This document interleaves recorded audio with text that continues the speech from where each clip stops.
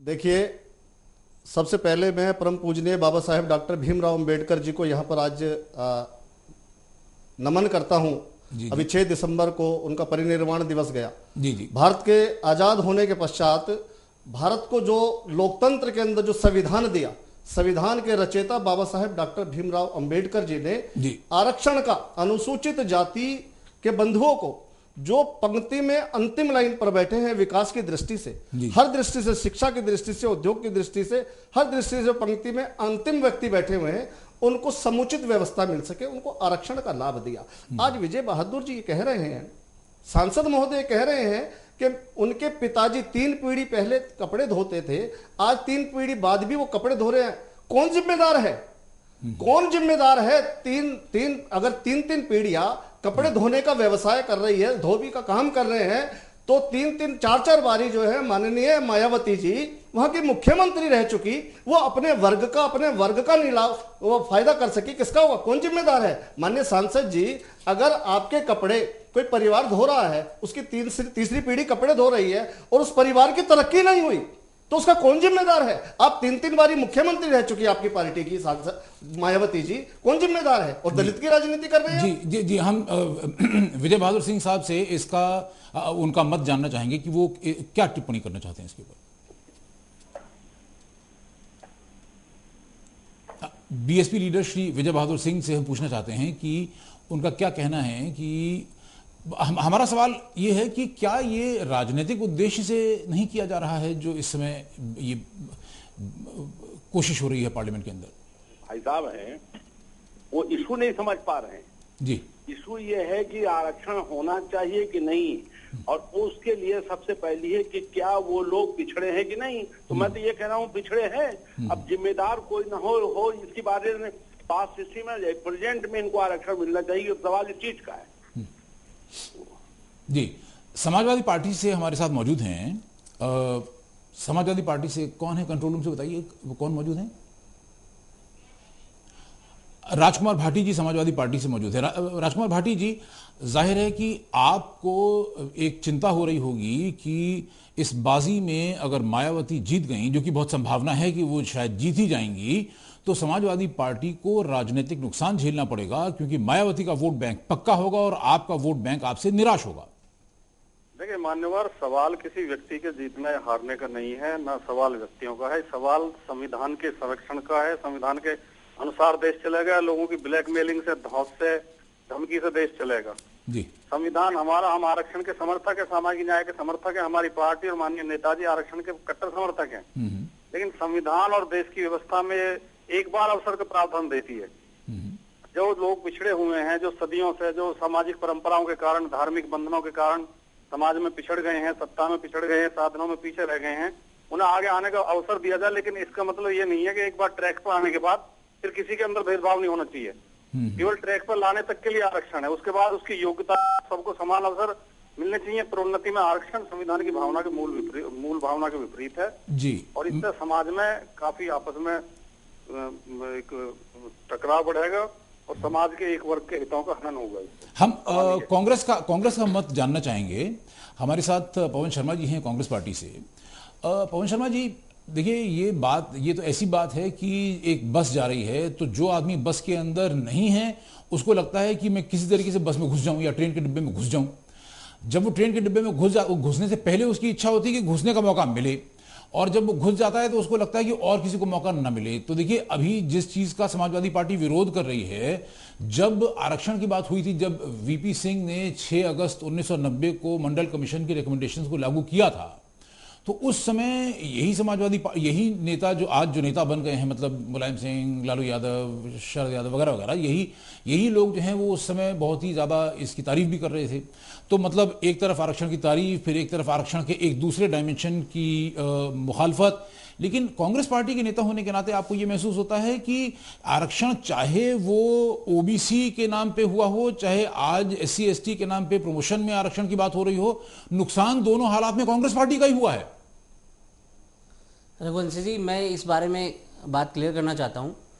Congress party ने हमेशा ही दबे कुचले लोगों के लिए काम किया है जी, और उसी के लिए ही कांग्रेस पार्टी आज जिस पोजीशन पे खड़ी है, आज कांग्रेस पार्टी का जो बताते हैं कि आज उनका वोट बैंक खिसक गया, आज समाजवादी पार्टी उनका वोट ले गई, बीएसपी वोट ले गई, ये आज उनको भी पता है।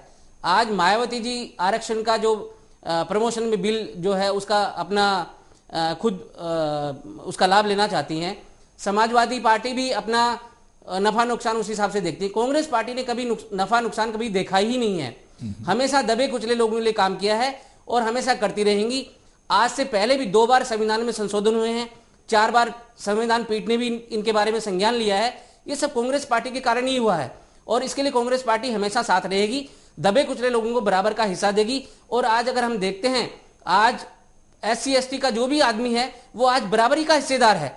कोई भी आदमी किसी भी पोजीशन पे हो, लेकिन आज कांग्रेस पार्टी ने सबको बराबर का हिस्सा दिया और आगे भी देती रहेगी। जी, मैं विजय बहादुर सिंह साहब से एक सवाल पूछना चाहता हूं कि एक बार रामविलास पासवान का मैंने इंटरव्यू किया, ये सन 1990 की बात है। तो बल्कि आप क्योंकि एक वरिष्ठ वकील हैं और इलाहाबाद हाईकोर्ट के एक बहुत ही मतलब वरिष्ठतम वकील हैं, और आपके घर पे भी मैंने कुछ इंटरव्यूज किए थे और उसी में मैंने रामविलास पासवान का भी इंटरव्यू किया था। और रामविलास पासवान से मैंने ये सवाल पूछा था कि ये बताइए कि अगर आपको जाना हो किसी ऐसे डॉक्टर के पास जो कि आरक्षण के आधार पर डॉक्टर बना है और उतना काबिल नहीं है और आपकी जान को खतरा हो जाए, तो आप किस डॉक्टर के पास जाएंगे, जो वास्तव में मेरिट के आधार पर डॉक्टर बना है कि जो आरक्षण के आधार पर डॉक्टर बना है? तो रामविलास पासवान ने बिल्कुल साफ साफ ईमानदारी से बताया था कि मैं उस डॉक्टर के पास जाना चाहूंगा जो कि मेरिट के आधार पर डॉक्टर बना है, क्योंकि मतलब उनकी जान का सवाल था। तो ये मतलब पहले तो आरक्षण, उसके बाद प्रमोशन में आरक्षण, तो आपको नहीं लगता है कि इससे मेरिट कॉम्प्रोमाइज होगी? नहीं, मेरिट कॉम्प्रोमाइज नहीं होगी जी। देखिए, मेरिट में इसे में एटॉमिक उस लेवल की मेरिट नहीं है, और जिस तरह से अगर इनको मौका मिलेगा तो भी इंसान है जी, वो भी मानव हैं, तो अगर वो उनको बराबर की लेवल प्लेइंग फील्ड अगर मिल जाएगा तो ये मेरिट की बात सिर्फ थ्योरेटिकल है, प्रैक्टिकल नहीं है। और जैसे ही आपने डॉक्टरी की बात के अलावा जैसे एडमिनिस्ट्रेटिव सर्विसेज हैं, इंजीनियरिंग सर्विस में है, यहाँ उस लेवल की मेरिट थोड़ी है कि जहाँ पर आपने कोई वर्ल्ड चीज की क्रिएशन कर रहे हैं। इसलिए मेरिट की बात तो सिर्फ गरीबों को, दलित को न्याय, सामाजिक न्याय देने का एक बहाना। ये बिल्कुल, पहले आप उनको बराबर में लाइए तो, और ये कैसे आप समझ सकते हैं कि इनकी मेरिट नहीं है, इनको मौका नहीं मिल पा रहा। जी जी। अभिषेक पांडे जी, आपसे मैं, देखिए मैंने 1990 में बहुत ही मतलब ये 6 अगस्त 90 की बात की नहीं कर रहा हूं मैं, जब वीपी सिंह ने मंडल रिकमेंडेशंस लागू की, मैं बात कर रहा हूं जनवरी फरवरी 90 की, जब इलाहाबाद में थोड़ी सुगबुगाहट हुई थी और मैं विजय बहादुर सिंह साहब के घर भी गया था, वहाँ पे भी कुछ लोगों को इंटरव्यू किया था, यूनिवर्सिटी में गया, बनारस में सुगबुगाहट हुई थी इसी आरक्षण को लेके, तो वहाँ भी गया था मैं कवर करने के लिए। और उसके बाद में मतलब कई प्रदेशों में, गांव-गांव में, इंटीरियर्स में तक में गया, तो मैंने जो बात विजय बहादुर सिंह साहब कह रहे हैं, मैंने उस बात को अपनी आंखों से देखा है, कैमरा पे कवर किया है, मैंने स्टोरी भी की। और कांशीराम जी, हमारे इंडिया टुडे की वीडियो मैगजीन थी न्यूज ट्रैक, जिसके लिए मैंने किया था, तो कांशीराम जी बल्कि इंडिया टुडे आए मुझसे मिलने के लिए और उन्होंने बहुत तारीफ भी की उस बात की। हालांकि मैंने कोई मतलब मेरी तो उनसे कोई ऐसी जान पहचान भी नहीं थी, मैंने तो केवल दिल की बात जो दिखाई दी कह दी। मैंने देखा इंटीरियर्स में पांडे जी ऐसा है कि एक व्यक्ति जिसका नाम द्विवेदी या त्रिवेदी या चतुर्वेदी है, चाहे उसने 2 वेद ना पढ़े हो या 3 वेद ना पढ़े हो, 4 वेद ना पढ़े हो, लेकिन नाम द्विवेदी, त्रिवेदी, चतुर्वेदी है, और उसकी उम्र 16 साल है, और वो केवल मतलब कोई बहुत पढ़ा लिखा भी नहीं है, और वो पान खाता हुआ सड़क पे जा रहा है। और एक आदमी जो अपने हुनर का माहिर है, जो भी काम करता है, चाहे वो चमकार हो, चाहे जो भी एक मतलब कारपेंटर हो, जो भी एक काम करता है उसका माहिर है, वो अपना काम ईमानदारी से, कर्मठता से अच्छी तरह करता है।